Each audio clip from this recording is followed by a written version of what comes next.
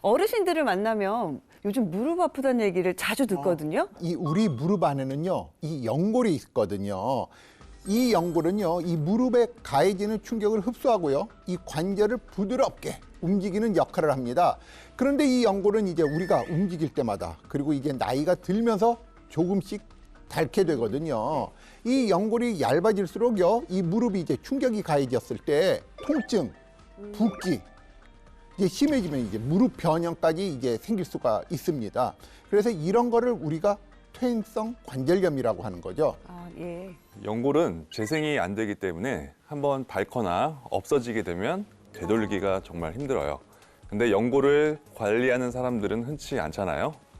연골을 관리하고 있다는 말 혹시 들어보신 적 있으신가요? 없죠. 왜냐면 무릎이 아파도 그냥 그러려니 하는 사람들이 진짜 많거든요. 네, 맞습니다. 네, 그렇다 보니 퇴행성 관절염 환자는 꾸준하게 늘어나고 있습니다. 네. 지난해 퇴행성 관절염으로 병원을 찾은 사람은 남성 140만 명, 여성 277만 명으로 통합 400만 명을 넘어섰어요. 아니 남성이 140만 명, 여성이 277만 명이라고 하셨는데 여성 환자가 2배 더 많네요. 이 여성의 연골이요, 태생적으로 이제 남성보다 더 약하기 때문입니다. 이 남성의 연골 두께는요, 4mm이거든요. 네. 이에 반해서 이제 여성의 연골 두께는요, 3mm밖에 되질 않아요. 그러면서 또 이제 작고 연하거든요. 네. 이 상태에서 이제 50대로 넘어가게 되면은요, 이제 완경기가 오게 되잖아요. 네. 그러면은 이제 연골을 보호하던 여성 호르몬이 이제 급격하게 떨어지면서요, 이 퇴행성 관절염이 더 가속화되는 거죠. 네. 또 여성분들은 남성분들에 비해서 이제 골반의 넓이가 넓잖아요. 네. 골반이 넓게 되면 하중이 무릎의 안쪽으로 쏠리게 되면서 연골이 더 빠르게 손상되게 됩니다. 그렇게 되면 퇴행성 관절염의 발병률도 여성에서 더 높아질 수밖에 없어요. 여성에게 퇴행성 관절염이 많이 생길 수밖에 없는 이유가 다 있었네요. 네, 맞습니다. 이 문제는요, 이 퇴행성 관절염이 삶을 노화시킨다라는 거예요. 노화시킨다라는 거예요. 아니 삶을 노화시킨다고요? 예, 맞습니다. 이 퇴행성 관절염 환자들에게 흔히 나타나는 증상이 이제 걸음이 느려지잖아요. 그쵸. 그렇죠? 이 퇴행성 관절염 환자의 걸음이 얼마나 느려지는지 한번 확인해 보겠습니다. 네. 퇴행성 관절염이 생기면 도보 속도는 얼마나 느려지게 될까요?